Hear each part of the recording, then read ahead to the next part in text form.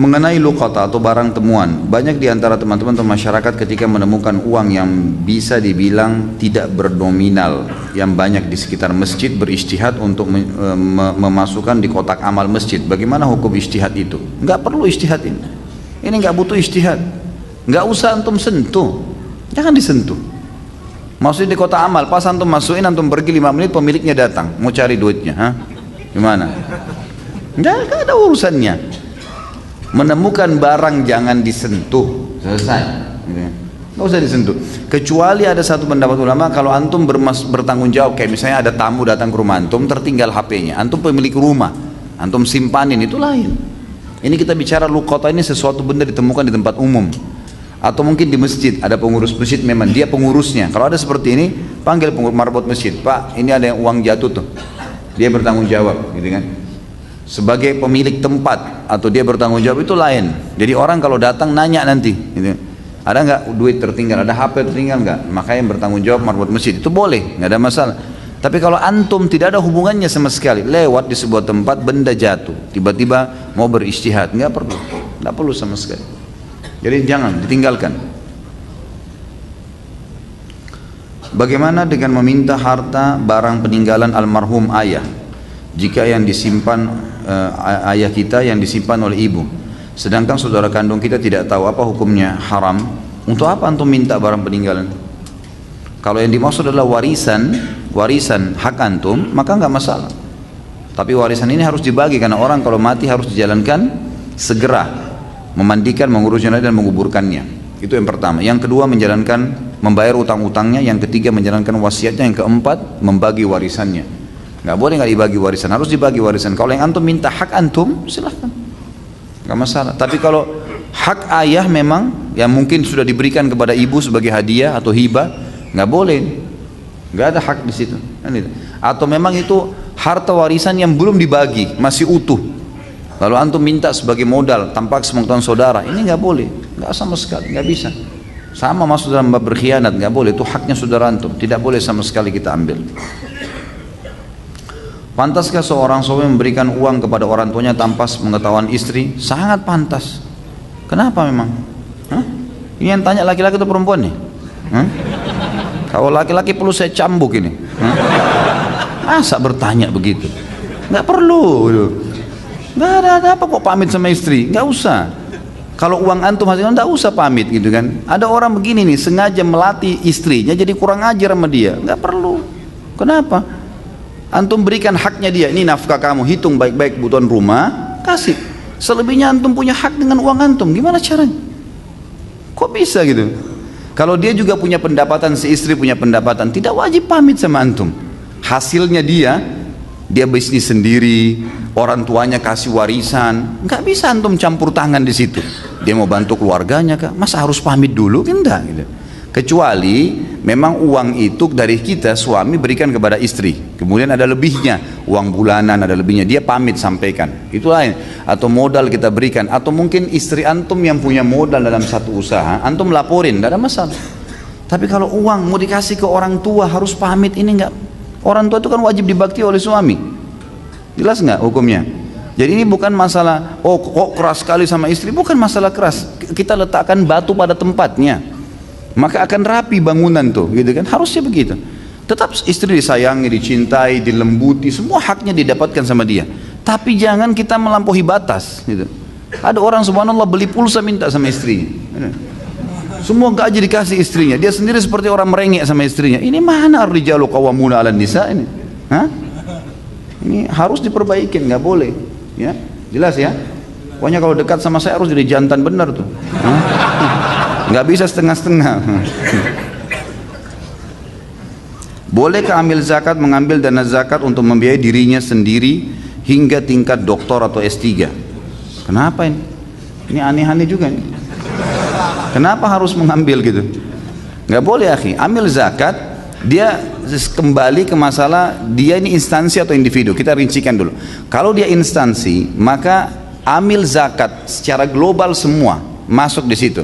Pengelola yayasannya, pegawai-pegawainya masuk dalam total amil zakat. Boleh dibagi, boleh diberikan gaji, boleh dibiayai misalnya dipakai untuk biaya listriknya, biaya airnya, itu semua dibolehkan, tapi dari 1/8 harta. Kalau secara individu, dia memang mengelola zakat keluarganya, zakat teman-temannya, dan dia memang orang tahu dia ambil zakat, memang dia yang kumpulin, kemudian diambil 1/8 hak dia, memang di situ, itu lain, Allahu alam, itu yang saya tahu. Tapi kalau dari zakat yang dikumpulin itu tidak boleh, zakat yang dikumpulin tidak boleh dia gunakan, ya. Apalagi untuk tingkat sekolah seperti ini nggak masuk, karena zakat itu digunakan untuk orang yang miskin, orang yang fakir, orang yang terlilit utang, gitu kan. Kalau antum untuk S3 ini untuk apa gitu? S3 itu sudah sangat tinggi, gitu kan. Allahu alam, yang saya tahu tidak perlu. Bolehkah mengikuti undian berhadiah suatu produk apabila memang kita biasa menggunakan produk tersebut sehari-hari, tidak dikhususkan membeli karena ingin mengikuti undian? Boleh, kalau memang seperti itu keadaannya, ya.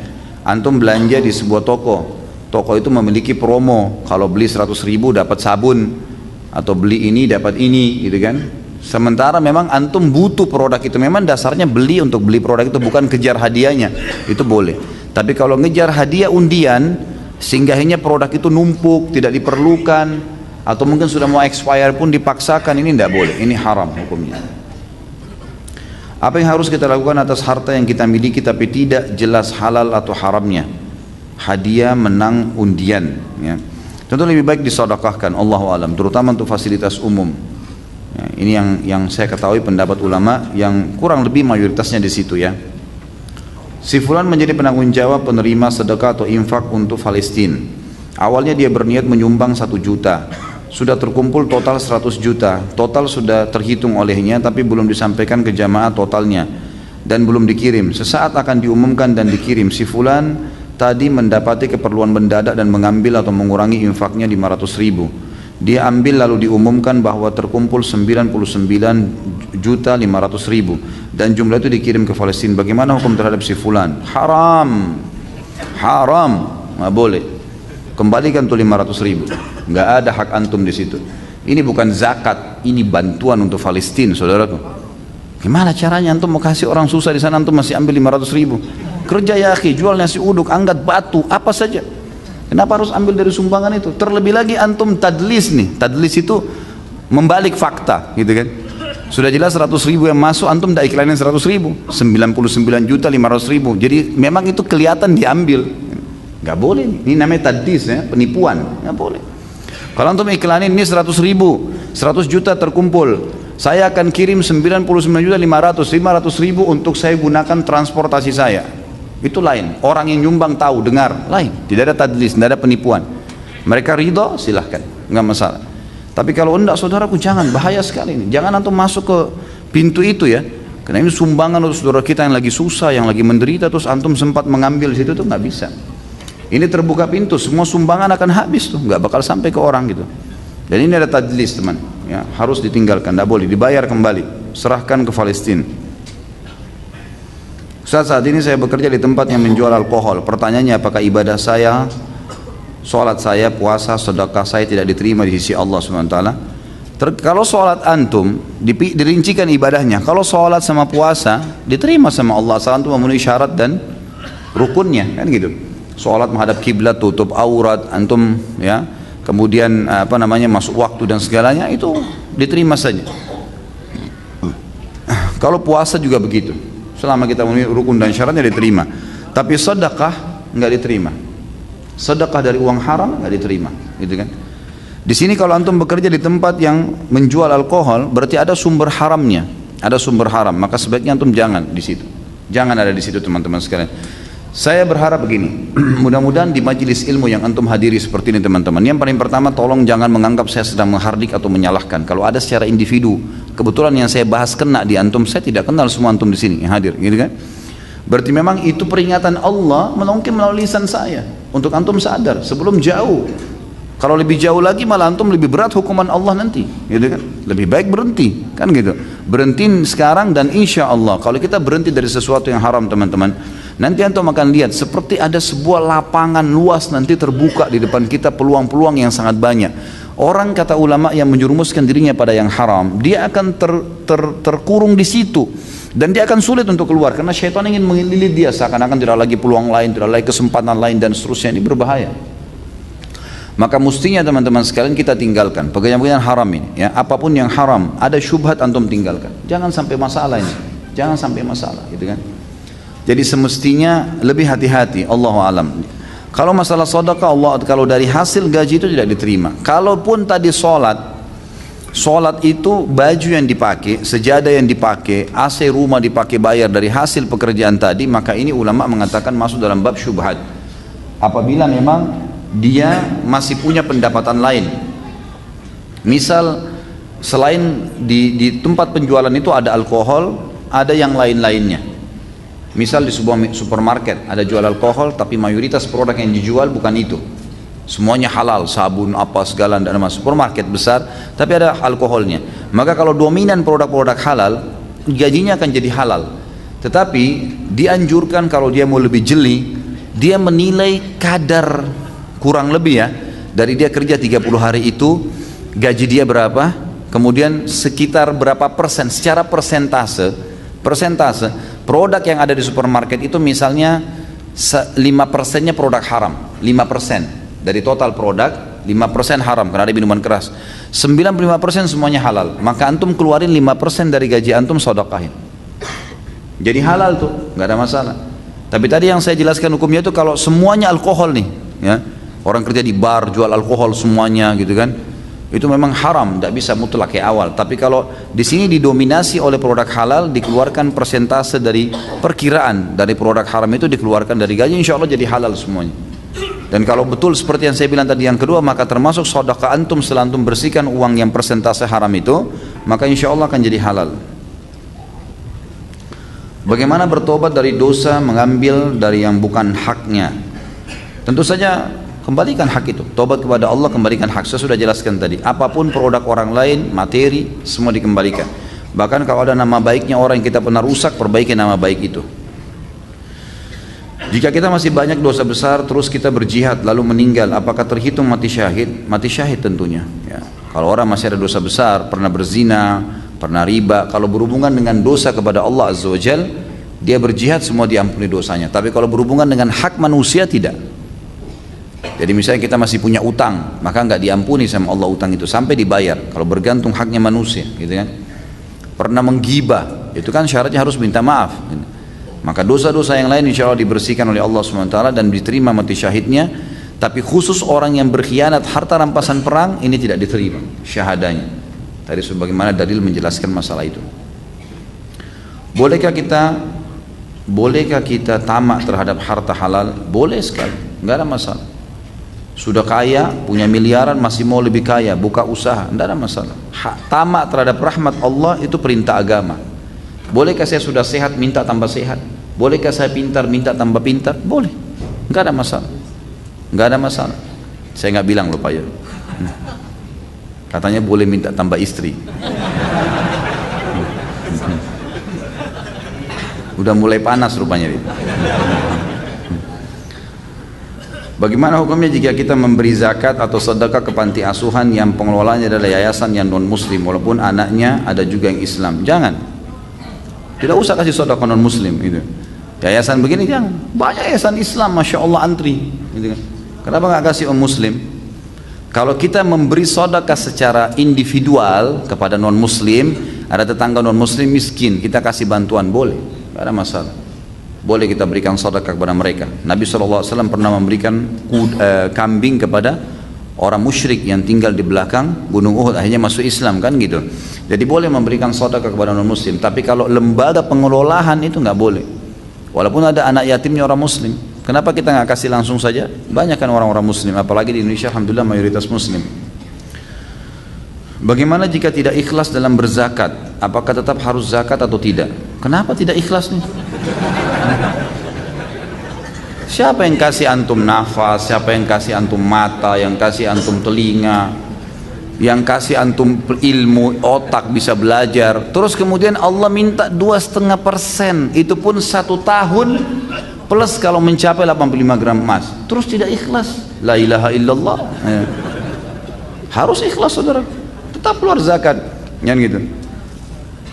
Nggak bisa kalau antum tidak ikhlas berarti tidak diterima itu. Kata Nabi SAW, Inna Allah dalam hadis Abu Daud hadis sahih, Inna Allah la yaqbalu min amalin illa ma kana khalisan liwajhi. Allah tidak akan terima sebuah amal soleh kecuali yang ikhlas karenanya, gitu kan? Kalau antum tidak ikhlas berarti tidak diterima. Tapi pertanyaan selanjutnya, apakah saya harus keluarkan zakat? Tetap harus keluar. Ikhlas nggak ikhlas? Kalau tidak berarti jadi utang tuh. Karena zakat adalah rukun Islam, gitu kan? Nggak bisa. Di sini saya hanya sharing saja Ustaz untuk jamaah yang masih bekerja di institusi ribawi atau haram lainnya, tidak perlu takut untuk resign demi Allah, karena saya membuktikan sendiri keluar dari bank dan resign dari perusahaan non Islami. Sekarang saya punya usaha sendiri dan mendapatkan hasil dan waktu yang lebih berkah. Jazakallah khair, berbagi. Ini sudah ada kesaksian nih, gitu kan? Sebenarnya tanpa penyampaian akhi ini juga, jazakallah khair, tentu saja sudah jelas harus kita sebagai orang muslim yakin terhadap janji Allah Subhanahu wa taala. Apakah lembaga perbankan konvensional lebih baik ditutup karena riba dosanya lebih besar dari perzinahan? Tentu saja. Sama dengan antum tanya, apakah lembaga perzinahan harus tutup? Sama. Apa bedanya riba sama zina? Hah? Dua-dua dosa besar kan? Nah, iya. Cuma karena sekarang besar-besaran, banyak pegawai, banyak yang pakai jasanya, jadi akhirnya seakan-akan itu bukan kesalahan. Nggak bisa, riba haram, nggak bisa diganti, kan gitu. Nggak bisa, harus berhenti, ganti. Nggak bisa, enggak. Bagaimana hukumnya berzakat melalui perantara bank konvensional? Sama aja. Kenapa harus bank konvensional, saudara? Kenapa harus terlibat di situ? Tarik zakat kepada tetangga orang miskin. Alhamdulillah di Indonesia banyak sumber nih, banyak. Saya subhanallah kalau pagi setiap hari naik motor keluar kendaraan ke pengajian, tidak pernah saya jalan nggak ketemukan orang susah. Ada saja yang mengutin sampah, yang lagi jalan, ada orang tua sekali pakai tongkat, banyak. Bodoh kita kalau kita mau hitung mungkin banyak. Kalau antum mau bawa berapa juta pun habis tuh disedekahin. Kenapa harus melalui lembaga haram nih? Banyak sekali. Terkait zakat, bagaimana hukumnya Indonesia menerapkan pajak bukan zakat, dan bagaimana hukumnya jika negara punya hutang-hutang tidak sanggup membayarnya? Siapakah yang harus bertanggung jawab, pemerintah atau rakyat? Tentu saja idealnya adalah zakat, dan zakat itu sebenarnya kalau dimaksimalin akan sangat luar biasa efeknya. Cuman kita mungkin belum melihat ke arah situ ya. Semestinya zakat itulah yang dikumpulkan oleh pemerintah, kemudian zakat itu dikelola dari kaum muslimin. Itu akan lebih efektif dan bukan pajak, karena pajak tidak ada pintu celah, tidak ada celah syar'inya dibolehkan, gitu kan. Maka sebaiknya memang yang dikelola adalah zakat itu sendiri. Kemudian tadi pertanyaannya apa lagi? Siapa yang bertanggung jawab utang-utang pemerintah yang telah membuat utang itu? Siapa yang utang itu? Pada saat dia sedang bertugas, ya dia tanggung jawab. Kan itu. Waktu dia menjabat jadi presiden, jadi menteri, jadi siapa, dia utang, ya dia tanggung jawab. Dia siapa suruh dia utang, gitu kan? Tidak mungkin, rakyat apa dosanya? Apa salahnya kita coba? Nggak ada salahnya rakyat. Kok bisa rakyat yang disalahin gitu? Ya salah sendiri dia membuka pintu itu, dia harus selesaikan. Dia harus bisa. Enggak, dia minta maaf ke masyarakat. Saya sudah membuka begini, akhirnya orang semua harus bayar, ya itu konsekuensinya. Bagaimana cara bertobat dari mencuri harta zakat? Dengan mengembalikan, taubat kepada Allah SWT dan mengembalikan harta itu. Bagaimana hukumnya memutar harta zakat menjadi investasi di suatu instansi, lalu setelah itu zakat tersebut baru dibayarkan? Bagaimana hukumnya harta yang dihasilkan dari perputaran zakat? Apakah boleh dimanfaatkan? Yang saya tahu Allah alam, yang lepas dari syubhat yang boleh diputar adalah harta dari 1/8 dari zakat milik amil zakat. Karena tuh tadi kalau punya lembaga zakat kan ditarik tuh ya, 1/8 buat amil zakat. Misal terkumpul banyak 10 miliar misalnya, dibagi 8, 1/8-nya masuk kepada lembaga amil zakat. Itu antum mau investasikan, itu nggak ada masalah. Tapi kalau umumnya dana zakat diinvestasikan dulu baru dibagi, ini bagaimana kalau bangkrut? Siapa yang mau tanggung jawab? Kan gitu, nggak mungkin. Allah alam, yang saya tahu tidak boleh. Yang boleh adalah memang haknya amil zakat, haknya amil zakat. Apakah benar Rasulullah SAW pernah mengerjakan sholat sunnah ba'dal asr? Apakah pemilik budak dikenakan zakat atas budak yang dimilikinya? Enggak, kalau budak tidak ada zakatnya tentunya. karena tidak pernah disebutkan dalam dalil. Kalau apakah Nabi SAW pernah mengerjakan ba'diyah asar, ini Allahu alam. Saya pribadi tidak pernah menemukan dalil secara khusus ya, tetapi ada memang hadis-hadis yang menjelaskan kalau Nabi SAW pernah berdiri selepas asar dan sholat, tetapi itu adalah sholat ba'diyah zuhur ya, yang tertinggal yang beliau lupa. Allahu alam. Jadi dalil yang lebih kuat tentang Nabi SAW tidak pernah bahkan melarang sholat habis subuh dan habis asar. Itu yang masyhur di kalangan para ulama. Bagaimana cara bertobat dari dosa riya? Apakah pahala ibadah kita yang hilang karena riya bisa kita dapatkan kembali setelah bertobat dan menyesali perbuatan riya tersebut? Allahu a'lam. Kalau kita sudah riya dari awal, setahu saya itu perbuatan dosa besar. Apakah itu bisa kembali pahalanya? Allahu a'lam. Tapi ada ayat Al-Quran yang menyebutkan kalau seseorang itu bertaubat nasuha, maka Allah berfirman, a'udzubillahi minasyaitonirrajim, ulaika alladzina yubaddilullahu sayyi'atihim hasanat. Ada orang-orang memang yang Allah ganti dosa-dosa mereka menjadi pahala. Allahu alam ini dosa yang mana, gitu kan? Tapi ini memang ada ayat Al-Quran yang menjelaskan itu. Cuman kalau riya atau kita khususkan ibadah tertentu, sholat yang pernah saya riya atau sedekah ini bisa nggak diganti jadi pahala kembali? Allahu alam. Umumnya sudah hancur kan gitu, sudah habis. Maka kita tidak tahu ya, apakah memang nanti Allah Subhanahu wa taala akan menerima dari dia kembali digantikan, itu saya tidak tahu. Bagaimana pendapat tentang orang yang misal bersedekah menjual motornya untuk berharap Allah bisa menggantinya dengan sesuatu yang lebih seperti mobil atau bahkan rumah? Apakah itu berdosa? Apakah ini termasuk orang-orang yang dimaksudkan Allah dalam surah Hud ayat 15-16? Barang siapa yang menghendaki kehidupan dunia dan perhiasannya, niscaya kami berikan kepada mereka balasan pekerjaan mereka di dunia dan sempurna, dan mereka di dunia tidak akan dirugikan. Itulah orang-orang yang tidak mendapatkan akhirat kecuali neraka. Saya tidak tahu ini kenapa dia menjual motornya untuk disedekahkan. Terus kira-kira dia punya transportasi enggak? Untuk apa dia sedekahkan motor itu gitu? Kita harus lihat dulu ya, sesuai dengan kondisi dan keadaan. Kalau tidak ada sebab, tidak ada sesuatu, dia hanya mau bersedekah secara umum, sementara kendaraan itu dibutuhkan buat dia untuk keluarganya, maka ini anjuran ulama untuk tidak bersedekah dengan motor itu. Nah, tidak ada sesuatu yang mendesak, tapi lagi dikumandangkan jihad, butuh sumbangan gitu. Ada banjir, ada sesuatu memang yang tidak bisa kalau kita nggak sedekah karena terbuka peluang besar. Nah itu jual. Itu yang dilakukan oleh para sahabat. Jadi pada saat dipanggil oleh Nabi SAW jihad, mereka akhirnya menarik semuanya apa yang mereka milikin gitu kan. Tapi kalau sedekah secara umum tidak tahu dan tidak jelas arahnya kita mau sedekah kemana, cuman berharap nanti kalau saya sedekahkan ini kepada fakir miskin misalnya yang saya temuin, maka Allah gantiin saya mobil. Allahu alam, ini yang saya tahu ulama menganjurkan untuk jangan, kecuali memang dia bersedekah pun tanpa dengan motor itu, bisa dengan doa, bisa dengan sedekah sekecil apapun, Allah SWT berikan dia mobil, bukan mustahil gitu kan, bukan mustahil. Jadi sesuaikan dengan kondisi. Kalau kondisinya memang mendesak seperti kasus jihad, ada memang hal-hal yang membutuhkan kaum muslimin dibantu, ada orang miskin yang memang betul-betul depan mata kita lagi sakit parah, atau ada kerabat kita dan tidak ada lagi dana, ada teman dekat lagi mau dioperasi, kalau enggak dia akan mati misalnya gitu kan, lalu kita jual apa yang kita milikin dari mobil, dari motor, itu insya Allah akan ada nilainya sendiri, akan ada nilai pahalanya itu. Itu kalau tidak salah ada kejadian di Saudi beberapa waktu lalu, saya baru ingat. Jadi ada seseorang, saya dikirimkan beritanya oleh teman saya dari Jeddah, semoga Allah jaga beliau, sahabat dekat saya, dan dia menceritakan ada satu kota, saya juga lupa kota apa itu di Saudi, tapi kisah nyata terjadi baru ini saja.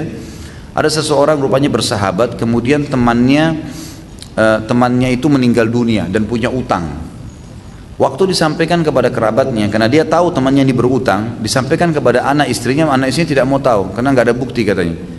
Tapi temannya bilang, saya saksikan loh, memang orang ini punya utang, teman saya bayarin. Mereka tidak mau, mereka lebih terpikir membagi warisan. Ringkas cerita, orang ini tiba-tiba berpikir, dia merenung malam, bagaimana nih hukumnya?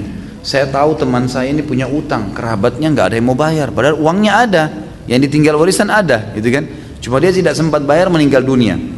Maka karena kerabatnya tidak ada yang mau bayar, dia bilang, di dalam kisah ini dikatakan dia pun berijtihad, dia mengambil hartanya yang dia miliki, kalau tidak salah itu hari mobil, dijual sama dia mobilnya, kemudian mobil itu dijadikan duit lalu dilunasi utang temannya ini, dengan berharap temannya supaya tidak punya masalah, gitu kan? Maka dibayarkanlah utang tersebut. Ringkas cerita teman-teman sekalian, waktu dia bayar utang dengan hikmah Allah, Kerabatnya rupanya pemilik piutang ini punya banyak kenalan. Lalu dia cerita kalau si fulan itu baik sekali, si fulan itu telah membayarkan utang temannya. Dan ini juga rupanya pemilik piutang tahu kalau orang ini, mereka punya hubungan semuanya, tahu kalau orang ini sebenarnya lagi tidak punya apa-apa dan itu mobil dia satu-satunya. Waktu dia cerita sama teman-temannya, ternyata teman-temannya pemilik piutang ini orang-orang kaya, gitu kan? Lalu mereka pun menghadiahkan mobil baru kepada orang itu. Dan pada saat itu dia pun orang ini didatang, ada yang satu menghadiahkan mobil, yang satu menghadiahkan sebuah kios, yang satu mengirimkan produk-produk untuk isi kiosnya. Dalam kisah itu pokoknya tiba-tiba menjadi kaya raya dia. Nah ini kondisional memang ya, kondisinya karena temannya memang betul-betul terdesak. Nah, makanya saya bilang tadi, kalau ada sasaran berbeda. Kalau nggak ada sasaran ini mungkin lebih baik jangan, terlebih lagi kalau antum memang membutuhkannya.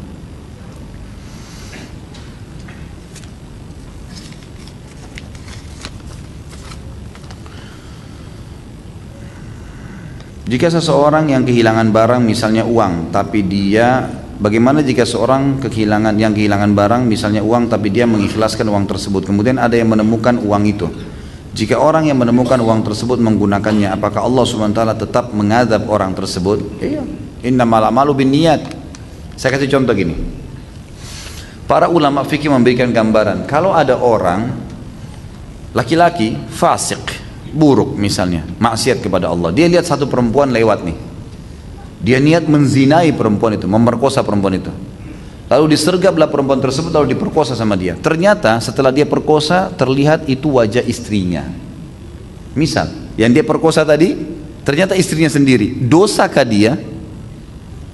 Siapa yang punya jawaban? Dosa zina, padahal itu istrinya sendiri, karena tadi niatnya zina. Bayangin, paham hukumnya? Begitu memahaminya. Jadi dia niatnya bagaimana nih? Padahal itu istri sendiri loh, tapi sudah niat zina dari awal, maka tetap dosa zina. Allahu alam. Seperti itulah. Jadi sama orang ini ya, kalau saya kehilangan uang, saya ikhlasin. Orang yang mencuri uang itu tetap dapat dosa, walaupun saya ikhlaskan. Saya dapat pahala ikhlasnya, tapi dia tetap dapat hukuman karena curiannya. Pada pertemuan sebelumnya tentang menuduh wanita baik-baik berzina, bagaimana nasib Abdullah bin Abi Salul, si munafik, ketika Rasulullah SAW tahu bahwa dia yang menuduh Aisyah? Apakah dihukum rajam? Tidak tentunya, tapi dicambuk 80 jerah. Semua yang membuat fitnah, kedustaan, hukumnya dalam Islam dicambuk 80 jerah. Jadi Abdullah bin Abi Salul pun dicambuk 80 jerah. Semuanya yang terlibat pada saat itu, banyak yang terlibat ya. Mungkin ada waktu itu dicambuk puluhan orang yang kena dalam fitnah itu.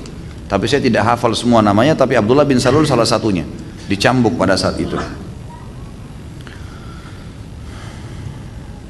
Bagaimana ini karena satu kertas ya, jadi saya bacakan walaupun ada di luar tema. Bagaimana di zaman Rasulullah SAW ketika selesai azan maghrib dan isya, adakah waktu jeda untuk sholat sunnah sebelum iqamah atau langsung iqamah setelah azan? Setahu saya ada sholat sunnahnya, setahu saya.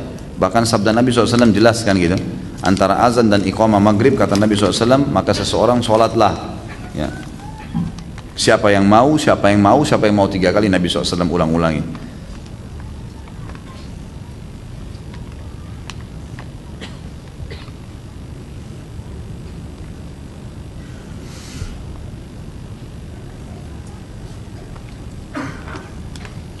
Saya sering melihat ceramah Ustadz di YouTube dan saya sangat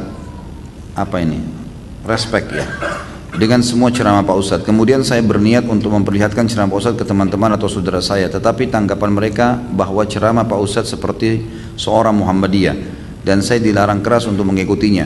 Tapi saya mengelak dengan tuduhan tersebut dan saya ingin tahu siapa yang dimaksud dengan Muhammadiyah dan kenapa saya tidak boleh mengikuti. Apakah Muhammad itu menyimpang Pak Ustadz?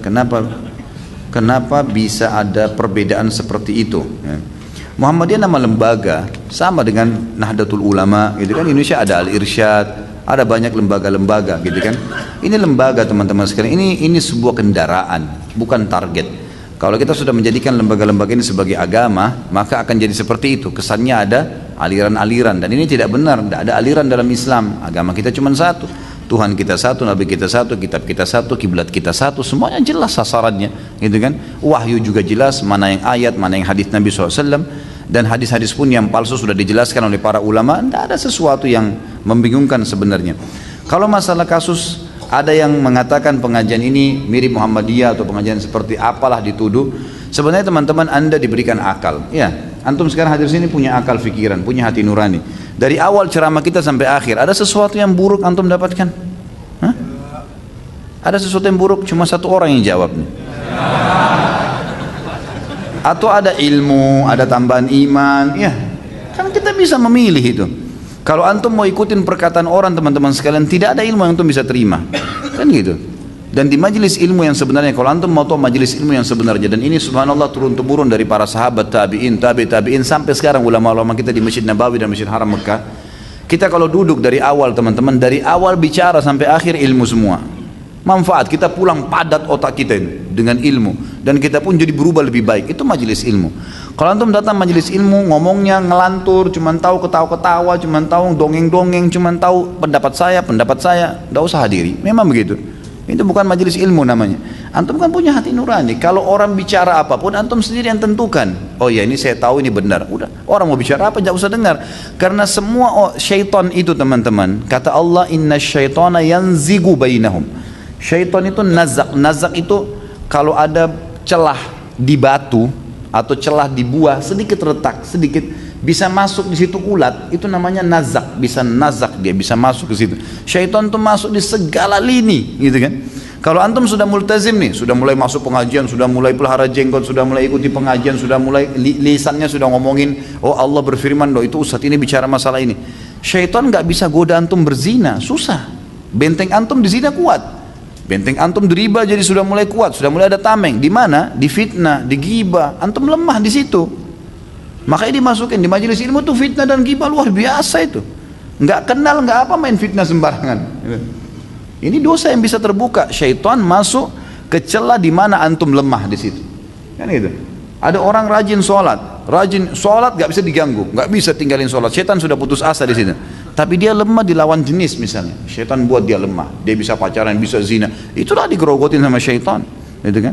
Dan orang mukmin jeli. Tidak boleh ada yang luput. Ini. Tidak boleh ada yang lolos. Syaitan bisa menggoda. Setiap dia lemah di satu titik, dia perkuat. Perdalam ilmu di situ.